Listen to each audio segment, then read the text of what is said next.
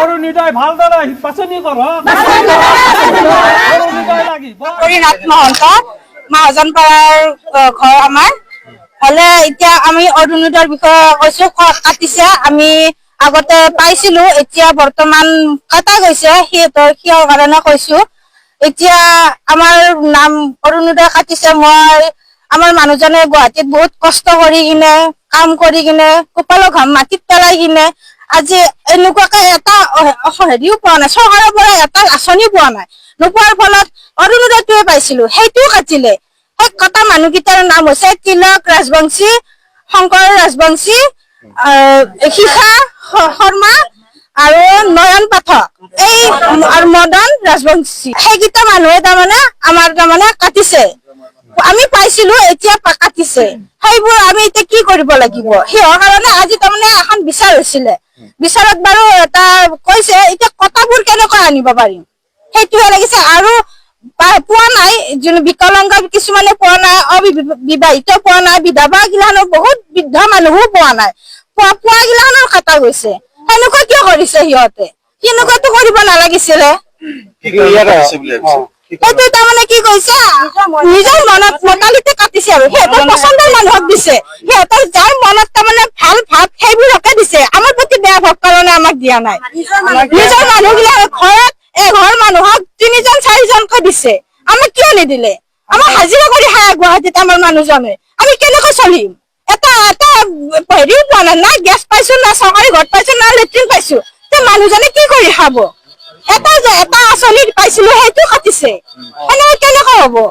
নয়ন পাঠক আজি বিচাৰত নয়ন পাঠকে কৈছে এই 5জন মানুহৰ কথা যে কৈছে খুংকাই দিছে বোলে নয়ন পাঠক সিহঁৰ কম্পিউটাৰ চলাই কম্পিউটাৰ চলোৱা ল'ৰাজনক ধমকি দিছে 2জন মানুহে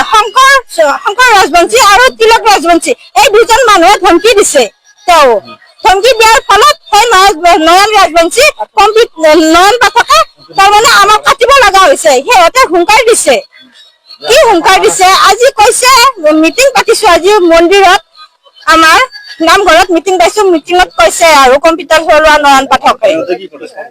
নয়ন কম্পিউটাৰ চলাই দৰ্জা মাৰি লৈছে দৰ্জা মাৰি এতিয়া কম্পিউটাৰৰ ৰুমৰ দৰ্জা মাৰি লৈ চিলেক্ট কৰিছে আমি আমি নিছে সকলোৰে নিছে ৰেচন কাৰ্ডৰ নম্বৰ আধাৰ কাৰ্ডৰ নম্বৰ পুৰাই তাৰমানে গাঁৱে গাঁৱে হেৰি কৰি লৈ গৈছে লৈ যাই কিনে লাষ্টত সিহঁতে বাছি তাৰমানে কাটিছে সেইটো কিয় কৰিব লাগে চবে পাব লাগে চৰকাৰে পৰা ৰেচন কাৰ্ড দিছে দুখীয়া গিলাখনকে দিছে আকৌ সেই দুখীয়া গিলাখনক কাটিব কিয় লাগে চৰকাৰেতো দিছে দুখীয়া কাৰণেতো ৰেচন কাৰ্ড দিছে ধনী কাৰণে নিবাসী শ্ৰী অঞ্জু ৰাজবংশী মই 6বাৰকৈ অৰুণোদয়ৰ কাৰণে কাগজ দিলো এই মন্দিৰৰ সন্মুখত কৈছো যে 6বাৰ দিলো তেনেস্থলত আজিলৈ আমি অৰুণোদয় পোৱা নাই কাৰণ আমাৰ কি আছে আমাৰতো একো নাই সৰু ল'ৰা ছোৱালী কেইটাই অত কাম কৰি তত কাম কৰি তেনেই খাই আছো মানুহজনৰো হাজিৰা কৰি খাই আছো তেনেস্থলত আমিতো এইবিলাক পোৱাৰ যোগ্য চৰকাৰী সাধাৰণ ঘৰ এটা দিছে নাই দিয়া বুলি নকওঁ দিছে আৰু তাৰ ওপৰত কি দিছে আমি পোৱাৰ যোগ্য হয় না নহয় ছাৰে আমাক এই কথাখিনি একদম অতি সোনকালে আমাক বিচাৰ কৰি যেন দিয়ে